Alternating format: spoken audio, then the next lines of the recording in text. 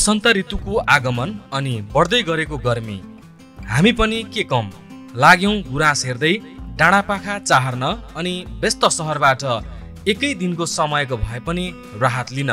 हेटौँडा हाइकर्सको टिमसँगको यो पटकको हाइक मकवानपुरगढी गाउँपालिका वडा नम्बर 8 मा रहेको पाथीभरा दिव्यधाम छत्रे डाँडासम्मको रहेको थियो। कोही बसमा त कोही आफ्नो साधन लिएर मकवानपुरगढी 8 बुढीचौरसम्म पुगेर त्यहाँबाट पैदल यात्रा गर्ने पूर्व जानकारी अनुसार नै सबैजना बुढीचौरसम्म पुग्यौं। बुढीचौरमा वडा अध्यक्ष ज्यू सहितका जनप्रतिनिधि र स्थानीयवासीले गर्नु भएको स्वागतले हामी गदगद नहुने त कुरै भएन।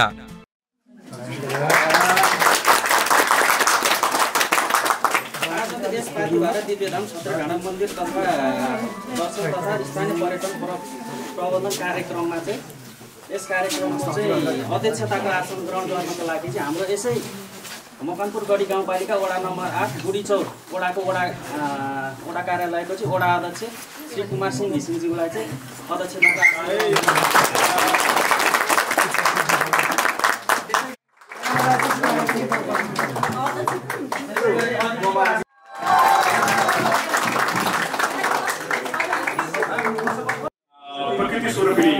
पाथीभरा आमाको चाहिँ काखमा तपाईहरुले स्वागत गर्न पाउँदा धेरै खुसी लागेको छ। किनकि जब हामी प्रकृतिसँग नजिक हुन सक्छौँ तब हामी खुसी हुन सक्छौँ। हो यही मूल मन्त्रलाई नै तपाईहरुले जुन आत्मसात गर्नुभएको छ त्यो खुसी लागेको छ। आज जो तपाईहरु प्रकृतिको प्रेमी हुनुहुन्छ तपाईहरुलाई नै आज प्रकृतिको काखमा स्वागत गर्न पाउँदाखेरि एउटा एकदम सूचित पाथीभरा दिव्यधाम छत्रबाट चाहिँ हार्दिक आभार व्यक्त गर्न चाहन्छु। र विशेष गरी चाहिँ अलिकति धेरै फलो गर्नुहुने हाम्रो मिलन सर हुन्छ, उहाँलाई हार्दिक आभार। धेरै नै फलो गर्नुहुन्छ। पहिलेदेखि नै तपाईँको कतिपय मैले निहालिरहेको हुन्थेँ, सुरुदेखि निहालिरहेको हुन्थेँ, तर म आफू चाहिँ त्यहाँ इन्भल्भ हुन पाएको थिएँ। तर आज चाहिँ तपाईँहरूसँगै जो प्रकृतिमा लड्दै पढ्दै हिँड्नुहुन्छ, आज तपाईँसँगै प्रकृतिमा लड्दै पढ्दै हिँड्न पाउने एउटा जुन अवसर पाएँ एकदमै खुसी लागेको छ। यसैको चाहिँ यो खुसियालीको अवसरमा चाहिँ तपाईहरुसँग शासित कार्य गर्नको लागि चाहिँ जुन वडा कार्यालयले जुन एउटा भूमिका खेल्नु भएको छ त्यसको लागि वडा कार्यालय परिवारप्रति हार्दिक आभार व्यक्त गर्न चाहन्छु। र सँगसँगै यो जुन गढी गाउँपालिका 8 वडा कार्यालयको तर्फबाट चाहिँ सम्पूर्णमा चाहिँ यहाँको उपस्थिति सबै प्रकृतिदेखि लिएर हरेक कुरासँग चाहिँ तपाईँहरू परिचित हुनको लागि आग्रह गर्दै र यहाँको के छ पर्यटनको सम्भावना त्यसलाई पनि उजागर गर्नको लागि तपाईँहरूले महत्त्वपूर्ण भूमिका निर्वाह गर्नुहुन्छ भन्ने अपेक्षा सहित सम्पूर्णमा पनि आउनु भएको छ। सबैलाई चाहिँ हार्दिक स्वागत गर्न चाहन्छु।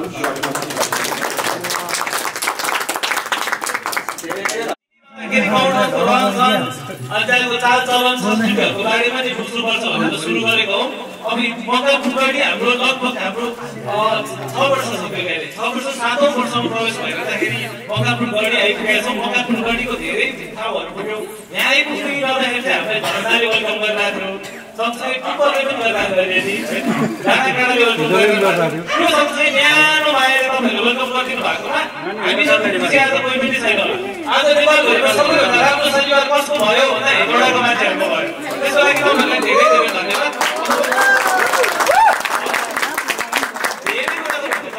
सबैभन्दा मेन कुरा चाहिँ तपाईँहरूले हामीलाई तपाईँहरूको ठाउँमा आइदिनुहोस् घुमिदिनुहोस् भनेर हामीले तपाईँहरूको ठाउँमा आउँदैछौँ घुम्दैछौँ भन्दाखेरि यति न्यानो माया अब कति धेरै कामहरू छोडेर हाम्रो लागि यहाँ बस्नु भएकोमा हामी सबैजनाको मनबाट मुटुबाट हुन्छ त्यसको तर्फबाट चाहिँ एकदमै धेरै धन्यवाद। अब म धेरै भन्दिनँ। अब चाहिँ बाजा टोलीको दाइहरूलाई पनि एकदम धेरै धन्यवाद। अब अलिकति कसैले चाहिँ मेरो एक्सपेक्टेसन अलिकति यहाँनिरको बारेमा अलिकति भनिदिनु भयो भने हामीलाई अझ बुझ्नु जान सजिलो हुन्छ। र एकचोटि सबैजना त साथीहरूले सबैजना ताली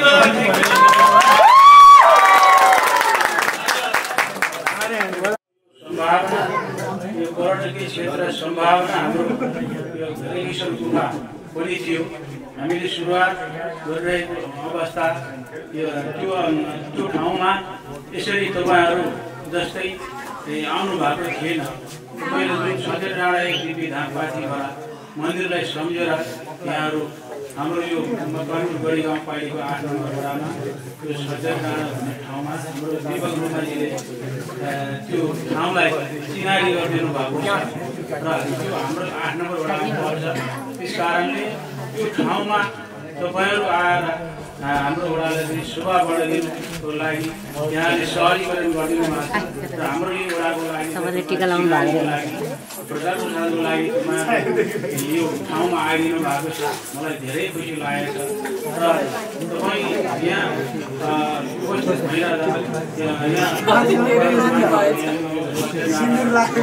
मन्दिरको दर्शन उहाँको ठाउँमा आइदिँदा मलाई यो ठाउँलाई प्रचार प्रसार र चिनारी पनि गरिदिनु होला भन्ने तपाईँले म अनुरोध गर्न चाहन्छु।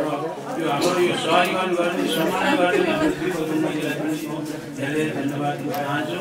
र हाम्रो यो होमस्टेको पनि सम्भावना रहेको यो चाहिँ पर्यटकीय क्षेत्रको पनि सम्भावना रहेको यो ठाउँ मकवानपुरको 8 नम्बर तपाईँहरूले पहिलोचोटि हाम्रो यो 8 नम्बरमा यो पर्यटकीय क्षेत्रको लागि चिनाइदिनुको लागि प्रचारको लागि तपाईँले आइदिनु भएको छ। सम्पूर्ण तपाईँहरूको हाम्रो क्षेत्रमा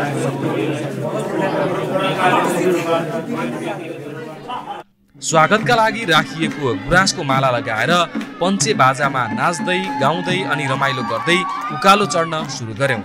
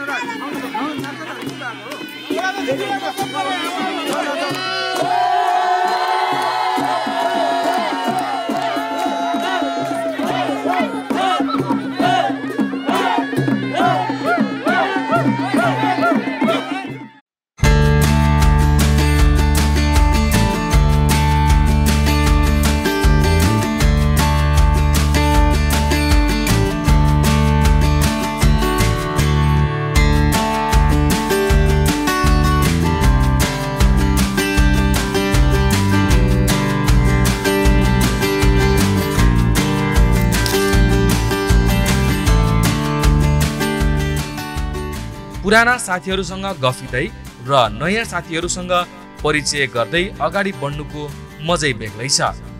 महिनौदेखिको तनाव र झन्झटलाई एक दिन भए पनि बिर्सने प्रयास गर्दै त्यो स्वच्छ हावालाई महसुस गर्दै हामीले हिँड्न सुरु गर्यौं। राति पानी परेकोले मौसम पनि खुलेको थियो, जसले हामीलाई सुनमा सुगन्ध थपेको थियो। हामी झनै हर्षित भयौं।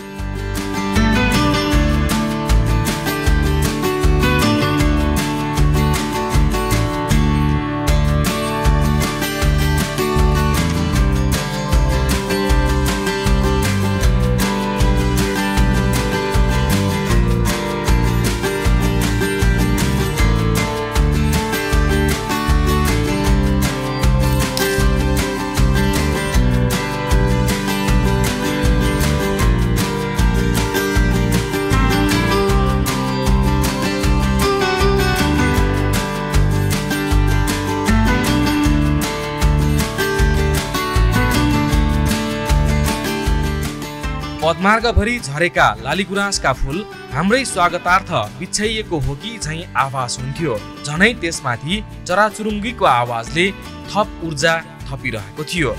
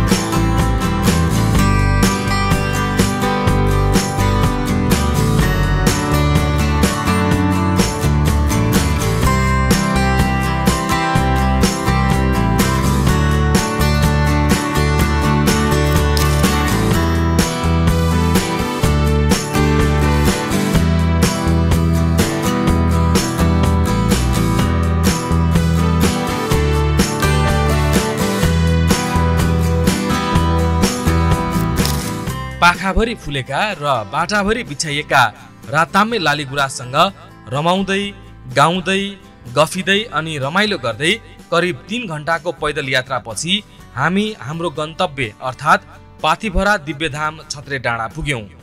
मन्दिरको दर्शन पाएपछि हाम्रा थकानहरू मेटिँदै गए, शरीरमा नयाँ ऊर्जा थपिएको आभास भयो अनि पाथिभरा दिव्यधामको दर्शन सकेपछि सबैले आफूले बोकेर लगेको खाजा खान थाल्यौं। सबैसँग नजिकबाट चिन्जान गर्ने प्रयत्न गर्यौं। सबैले रमाइलो तवरबाट आफ्नो परिचय राख्नु भयो।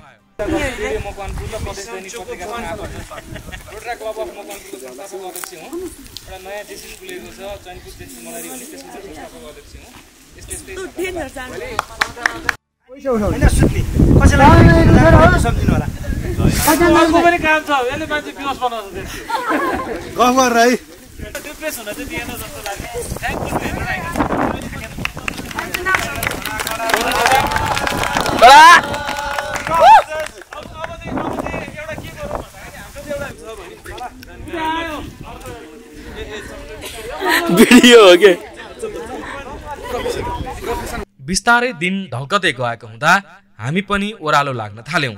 फेरि अर्को हाइकको पर्खाइमा यो भिडियो तपाईहरूलाई सुम्पदैछौं। हाम्रो अविस्मरणीय स्वागतका लागि मकवानपुरगढी गाउँपालिका 8 नम्बर वडा अध्यक्ष कुमार सिंह घिसिङज्यू सहित सम्पूर्ण जनप्रतिनिधिज्यूहरू र वडाका आम सर्वसाधारणहरूलाई हृदयदेखि नै धन्यवाद। सहयात्री हेटौँडा हाइकर्सका सम्पूर्ण हाइकर्सलाई पनि धन्यवाद। घुम्नुस् है घुम्नुस्, हाम्रो मकवानपुर साँच्चीकै सुन्दर छ।